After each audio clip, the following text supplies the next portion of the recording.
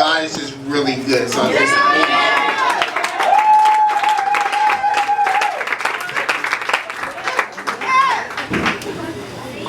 I won't be too long because I am a little bit tired tonight, but we started in January with 12 people in the living room. So it'll be 12 people in the living room. And I said, you know what? I'm thinking about running for city council. What do you think? We had some former elected officials there. We had nonprofit leaders like Thomas Brisbane there. We had Sarah Cazares there. We had Marche Pratt there. We had Aaron Brisbane there. We had my mom, my grandma there. We had the whole family there. We were figuring out, could we really do this campaign thing? And then they said, it's going to be hard, but you can do it. I said, okay, let's run. And then for about a month, we were just meeting illegally in different buildings. Forgive me, yeah. But we're meeting illegally and trying to figure out what does it mean to live in Stockton. None of us have campaign experience. None of us I never even interned on a political campaign, much less ran a campaign. So we're still trying to figure this thing out. And then Thomas said, you need to call Nicholas Haddon because he's sure the DCC party. He's a young African American dude, very progressive. He might be able to help you. So I called Nick. And at first Nick was like, okay, sound good. The people know, let me think about it for a little bit, see if I can help. And then a week later he said, you know what? The naysayers may say you can't do it, and all the odds may be against you, but I really believe that this could be something special for the city, whether you win or lose. So I'm gonna help you. So then we had Nick on board, and then we planned an event at Van Busker Park, Van Busker Community Center. And it wasn't a fancy restaurant, it wasn't in downtown, it was right in the heart of District 6, right in the heart of South Stockton. And we planned it in like 10 days. I'm sorry, Cynthia was there, Mary Reed was there in the beginning too. It happened in 10 days, and we had over 200 people come to this gym to talk about our vision for Stockton and how do we move Stockton forward, how you reinvent Stockton. We said, okay, we might be onto something. This is incredible, this is beautiful. I had political consultants calling me offering to help on the campaign, but we said, no, we're going to reject the expert opinion, we're going to do the work. And as we started building the wall like Nehemiah, all sort of opposition arose. We had different groups, like some labor groups, some other political people who say, you know what, you're too young. It's not your term yet, that no one picks you for this, that you're not supposed to do this. It's not how Stockton politics works. You're not going to win. He said, whatever, we're going to knock on doors. So then Tylisha, Chris, and Shalika, my family, and all our wonderful interns and volunteers, every week, starting in February, knocked on doors, not in good neighborhoods. We were on Spring Street, we were on Scrivener Street. We started walking in Conway with no list, but just knocking on every door in the neighborhood with paper, inviting to the event. And we just saw something was happening. We saw people who had never been involved in the political process wanted to be involved. We saw people who had never seen an elected official wanting to think, wow, you knocked at my door. We saw people who couldn't believe that I was here from Stockton, who thought I was lying the whole time. We're like, okay, I did my research. I talked to some of your old teachers. I'm gonna come elect. And it's been so great that throughout the way, despite all the people who didn't help and all the people who couldn't help and all the people that wouldn't help, that God was really good in providing the right people for the right time. We had my leadership teacher, Karen Parks, give our first donation 2 minutes after I posted the link on Facebook. And then, so we were doing the work, and then all of a sudden Oprah Winfrey came. But even before Oprah Winfrey, we had people like Thelma Gray in Southside Stockton organizing her neighborhood. We had people like Karen Anderson in Western Ranch organizing. We had people like Patrick Martin knocking on doors. We had people like my aunt Tasha Dixon and Georgina being our treasurer. So we were already doing the work, and then we won the primary by 14 points. And everybody said, okay.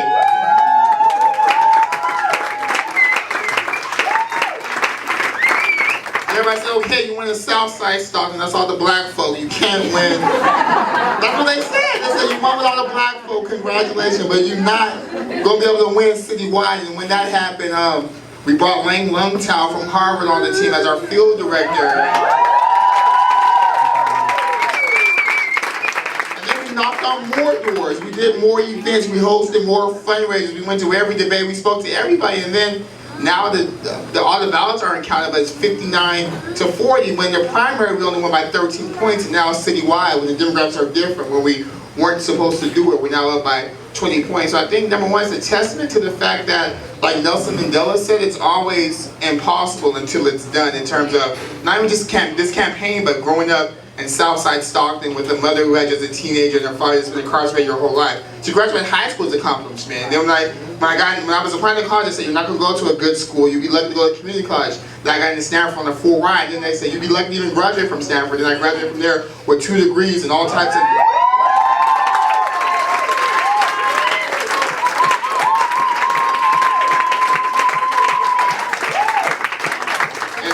and all type of fellowships. And I said, going to run for city council. They said, you never win, and now we're on the cusp of victory.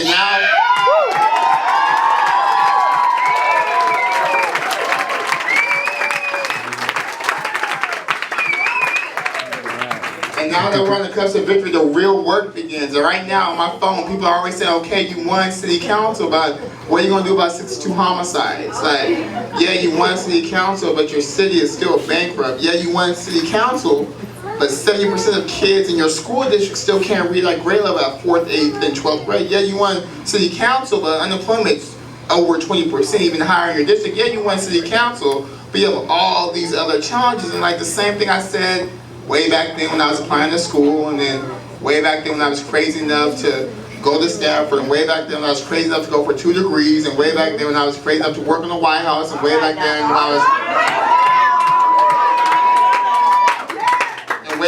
was crazy enough to work for city council, and way back then when y'all were crazy enough to believe in me, and way back then when we were crazy enough to win an election, that it's always impossible until it's done. And don't get me wrong, the challenges the city faces are serious. They're real. They've been around for a long time. But if a 22-year-old from South Stockton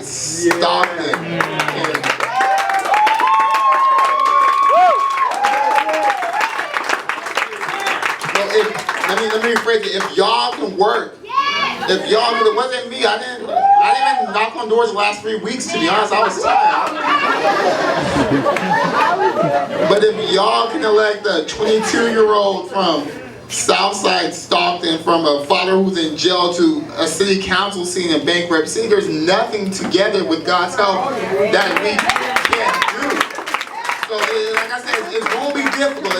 It's not going to be easy, but this campaign wasn't easy. But at the end, it's always worth it. 4 years from now, when we look back and say, we've cut homicides, we can say it wasn't easy. It took a lot of work. We had to sacrifice. But it was worth it. When we raised the literacy rates in our community, we'll look back and say it wasn't easy. It just didn't happen because we said we're going to cut literacy rates. It took work. It took sacrifice. It took doing more than I've ever done before, that we never done before. But it was worth it. When we look back and create jobs and cut unemployment and eradicate poverty, we look back and say it wasn't easy. But I'm telling you, if you work like we've worked this far in the next 4 years, it's going to be so worth it. And Stockton will be a model for the rest of the nation in terms of how do you rebound from literacy, how do you rebound from bankruptcy to living business.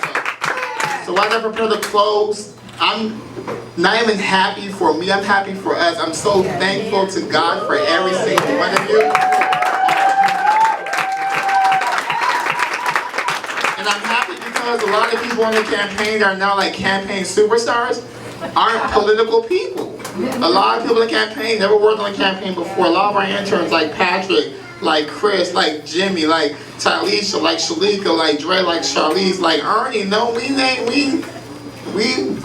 watch it. We never worked on a campaign before, and to see what you all have been able to create. Reminds the description when it says God chose the foolish things of the world to confound the wise, and the simple things and the weak things to confuse the strong, and the things that aren't to nullify the things that are, so no one may boast before him. It reminds me that, like Nelson Mandela said, it's always going to look impossible until it's done. So I'm asking that this is just a first step. It's not a victory party, this is a pre-party, because we have an incredible lot of work to do. And don't set me up for failure. You got the whole world looking at Stockton. You got Oprah Winfrey looking, you got the LA Times looking, you got a book that may be coming out, you got a documentary crew looking, you got the whole world eyes on Stockton, California right now. And if this 22-year-old can work with the community to reinvent itself, and I'm not crazy, I know I can't do it by myself.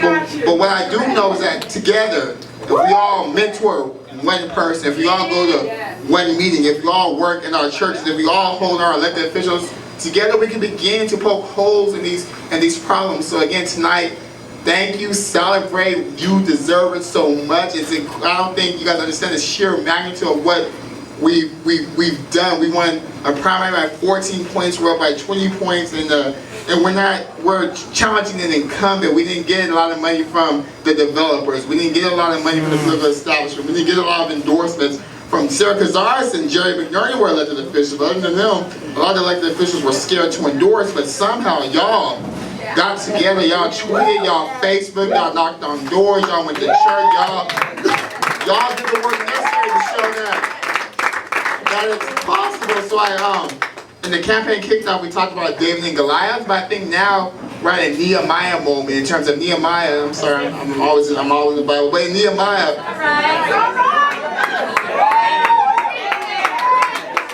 And Nehemiah, he was a leader of the people of Israel, and he was leading at a time when the foundations of the city were destroyed. He was a leader when there was no walls in the city, that the protection had gone down, that crime was up, that the city was bankrupt, that the foundations, every institution was crumbling, from family to schools to church. Nothing was working. And Nehemiah stepped up and worked with the people, and they rebuilt the walls of the city, and that's the work that we have to do. And in the Bible it says that the walls were rebuilt not because Nehemiah said it, because the people had a mind to work, because the people understood that's not going to be Barack Obama, it's not going to be Jerry Benurni, it's not going to be Sarah Cazares, it's not going to be Michael Tubbs, God bless them all, it's not going to be any of us, but it's going to be us together that can make up our minds and say, you know what, we're going to rebuild the walls of our community, we're going to rebuild the walls of our city, and we're really going to do the hard work necessary to reinvent Stockton. So again, thank you all so much. This is an incredible moment. It's a crazy moment. No one would have ever thought but y'all that this could happen. I love y'all crazy people. Thank y'all so much. I'm sorry, the last thing. As I prepare to close, today me and Chris were walking because we said, no, we're going to walk for the last time, unless one of y'all run, then we walk for y'all. But we're going to walk for the last time. And we're walking in downtown that night, it was like 6 o'clock. We was in some apartments, there's a lot of cats. Remind me of, you know them cats in the apartments, I don't get the relationship, but they always there. Remind me when we used to live in Oxford. So we knocked on the door, and we knocked, and then I'm like, where's Chris? I'm worried Chris is small, he dressed up, it's dark time, it's dark. I don't know where Chris is at. I was like, where Miss Hyman, where's Chris? And she said, he's in there somewhere. So I'm running there looking for Chris. My phone was dead. And he was like, and then we was arguing with this girl trying to get her to vote. We spent 20 minutes with this girl. And she was like, I don't feel like voting. Chris was like, this is Michael Tubbs right here, you gotta vote. And I was like, you ain't gonna vote for me? And she was in the window, I felt like Romeo. I was like, come vote, come vote, come vote. And she was not having it. She was like, I'm not gonna vote. She's like, I'm gonna vote later. I said, no, we got a car right now, let's go now. She's like, how long is it gonna take me? It's gonna take you 5 minutes. We're not gonna take you 5 minutes, it might take you 10. I said, but we got, here, I said, all you gotta do is vote for Barack Obama and Michael Tubbs, we'll be cool. And just vote, just vote. And she went back and forth, and then she was like, yeah, you maybe miss Jerry Springer, I hope it's working. Seriously, I'm not, I promise you, I'm not making this up. No, it's a good story, I'm not making this up.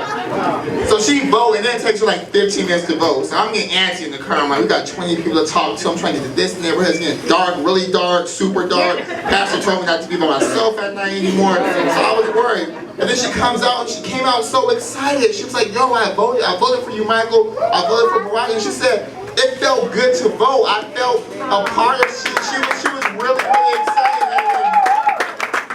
And I think she shows, even though we spent 20 minutes on her and get to hit every door we're supposed to take, I think it really shows what we mean when we say reinvent Stockton, that no one's disposable, that no one's not worth the time, that we have to be patient with each other and work with each other. So now we have one more person in our movement who's willing to work, and as we prepare to leave, I went to one of my friend's houses who lived in the same apartment complex, and I knocked on her door, her boyfriend answered the door, and he said, oh, she's having contractions because she's pregnant.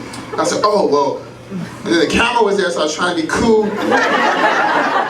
So I was like, I said, oh, it's cool. She does not have to vote. Like, I'll pray for a healthy baby. Like, that's gonna reinvent Stockton, healthy baby. And then she came to the door and she was wobbling, and she said, Michael, I want you to know I'm so proud of you. And yes, despite my contractions, I voted. And I think she's really epitomizes where we're at in Stockton. I think Stockton is pregnant with something, that we're on the birth. Seriously, I think we're on the birth of birthing something that's painful. We're gonna have contractions. It's not gonna be easy. The back's gonna hurt. It's not gonna be cool. And I ain't never had a baby, but from what my mom told me, it's a painful process. So to really birth a new community, to really birth a new Stockton, it's gonna take a lot of pain. But we continue to wobble to the polls and wobble to the meetings and wobble, then we can really, really reinvent Stockton. So thank you so much to my family who I told them I was running for office. They looked at me like I was crazy, and they said, all right, you serious? All right, we're gonna get to work. And they've been campaigning superstars. Thank you so much to my campaign staff. Talisha, Nick, Lane, Chris. Where's Charlize at? Charlize, my alarm clock, my walking partner.